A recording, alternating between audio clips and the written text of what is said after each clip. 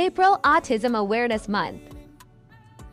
So excited to be here. We're getting ready to do T, Lee, me, and Journey. We're so excited. We're going to be speaking today about autism.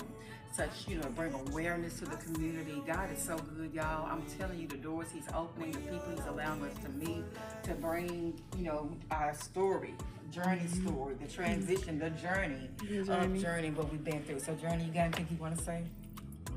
I was happy that I could go on another journey. We've been on multiple ones, and I never get tired of them. I love every single one. I just want to keep on going, experience different things, and keep on going to see how the journey will take us. Amen. So we're so grateful. We're so excited, y'all. We're getting ready to shoot. Make sure you tune in and watch. You're going to learn so much. You're going to laugh. You might even cry, so you don't want to miss it. So we're excited. We're ready.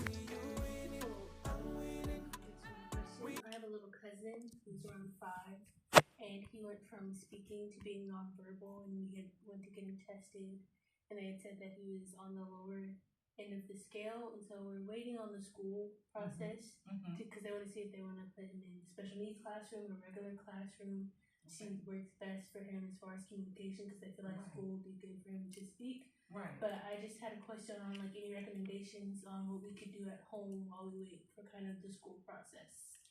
Wow, that's interesting, because I do know, like you just said, it depends on where they are on the spectrum, right? Because it's so broad. But I would definitely utilize different services at home.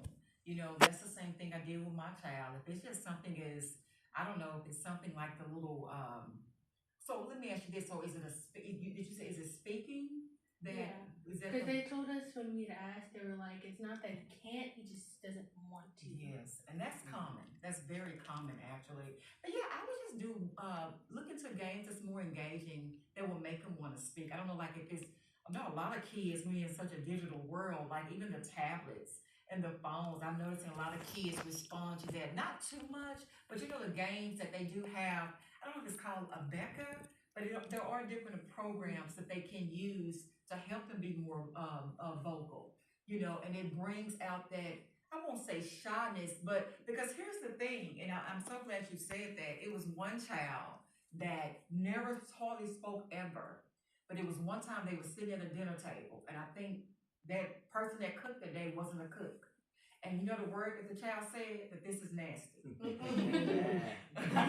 Okay, so don't. And everybody else thought it, everybody laughed, but it was nasty. So, so that's, to me, that's why I say they're so intriguing to me. You understand? So I think, yes, to answer your question, I would definitely look into, just do some research. Even at Google, they will tell you it's certain names, and it's quite a few out there that you say he's what? You say he's 5? Yes.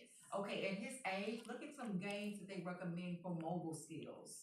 You'll be surprised. It's a lot of different apps out now that kids can go on to help them with speech and things like that. And I would do those things so when they do bring him in school, he'll already be used to it. Getting warmed up with what he's going to be doing in school. Thank you. You're welcome. Great question, by the way.